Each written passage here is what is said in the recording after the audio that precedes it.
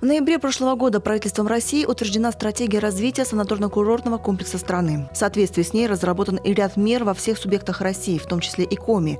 На первый план сегодня выходят вопросы модернизации инфраструктуры, реализации программ по повышению квалификации медперсонала и разработки программ санаторно-курортного лечения. Они, конечно, должны помочь достигнуть главной национальной цели – увеличения качества и продолжительности жизни граждан. Так, в Коми по поручению главы республики также уже утверждена программа развития, касается на санатории «Северное сияние» в крымском городе Саки. Как отмечает на встрече с Сергеем Гаприковым директор здравницы, сегодня основные приоритеты в развитии уже определены. Мы для себя определили как одно из самых приоритетных направлений – это развитие медицины. Я сказал сотрудникам, что в первую очередь в этом году мы обращаем внимание на медицину. И уже запланировано приобретение медоборудования порядка 10 миллионов 9 700. Уже приобретено аппарат УЗИ,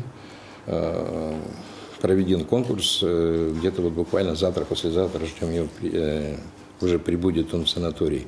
Также уже приобретена и установлена кислородная барокамера. Постепенно идет закупка и другого медицинского оборудования, которое особо необходимо сейчас санаторию. При этом всю технику специалисты покупают исключительно с учетом рекомендаций Минздрава Республики, а также для конкретной целевой аудитории – северян. Ставку здесь делают на всех без исключения, от мала до велика, но в планах правительства Коми оздоровить как можно больше людей предпенсионного возраста. Мы получили новую возможность для лиц предпенсионного возраста. Фонд социального страхования Республики Коми получил порядка 250 миллионов рублей для лечения санаторно-курортного предпенсионеров, которые у нас работают на предприятиях в рамках предупредительных мер по охране труда. Мы сегодня только еще осмысливаем, сколько и какова эта численность работников, но уже пошли первые заявки в Фонд социального страхования для того, чтобы работники поехали, а работодателям возмещал фонд расходы, которые на Санкур они несут в отношении предпенсионного возраста. Абсолютно новая мера и возможность. Самое главное, что уже удалось сделать по программе развития «Северного сияния» – это выйти на безубыточность и прибыльность. А потому развитие инфраструктуры санатория сегодня идет уже за счет собственных инвестиций. Такая же работа, как отмечает Наталья Михальченкова, была проведена и по детскому санаторию «Черноморская зорька», который находится в Краснодарском крае. В свою очередь Сергей Гаприков предлагает правительству региона все же рассмотреть возможности дополнительных инвестиций в развитие здравницы, так, чтобы к столетию республики привести ее в достойный современный вид, при этом повысив качество услуг и комфортность пребывания в нем жителей региона.